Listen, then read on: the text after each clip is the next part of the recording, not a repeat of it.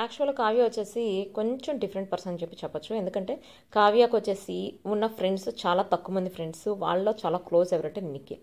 ఇప్పుడు నిఖిల్‌తో గొడవైన తర్వాత కూడా తను ఎవరితోనో క్లోజ్ అయిందంటే ఎవరితో క్లోజ్ అవ్వలేదు. బట్ చాలా ప్రోగ్రామ్స్‌లో వేరే వాళ్ళతో కలిసి డాన్స్ చేస్తుంది. అంటే ఇంతకుముందు నిఖిల్ ఇప్పుడు నిఖిల్ లేడు కాబట్టి వేరే వాళ్ళతో చేస్తుందంటే కాదు.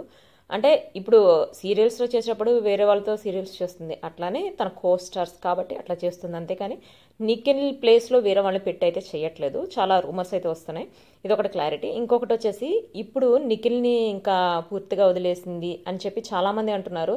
వదిలేయటం కాదు, యాక్చువల్గా వాళ్ళు ఒక చోట క్లారిటీ ఇచ్చారు. వాళ్ళిద్దరు ఏంటంటే మేము వదిలేయటాలు కలిసిపోవటాలు ఇట్లా ఉండటానికి మేము ఫ్రెండ్స్ లాగా కాదు, మేము మోర్ దాన్ ఫ్రెండ్స్ అని అంటే మేము ఫ్రెండ్స్ కాదు, లవర్స్ కాదు, మేము ఎఫెక్షన్ ఎక్కువ. మా ఇద్దరికి 6 years బాండింగ్ ఉంది మా ఇద్దరికి.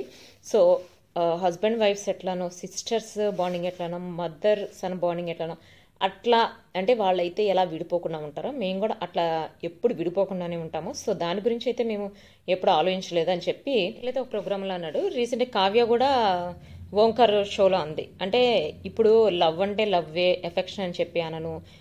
అంటే నేను ఎవరైనా ఎవరితోనైనా కోపంగా ఉన్నా లేకపోతే వాళ్ళు విడిపోయిన తర్వాత ఇంకా కలుసుకోరని చెప్పి నేను అన్నాను అని చెప్పి దాని గురించి కూడా చెప్పింది. అంటే ఇప్పుడు కావ్య నిఖిల్ కలుసుకుంటారు. ఇప్పుడు రీసెంట్గా కూడా ఒక పోస్ట్ ఒకటి వైరల్ అయింది. అదేంటంటే ఎవరు పెట్టారో తెలీదు, బట్ దానిలో అయితే ఇప్పుడు వాళ్ళిద్దరికి మ్యారేజ్ జరగబోతుంది. కావ్య వచ్చేసి నిఖిల్ వాళ్ళ ఇంటికి వెళ్ళిందని కూడా పోస్ట్ పెట్టారు.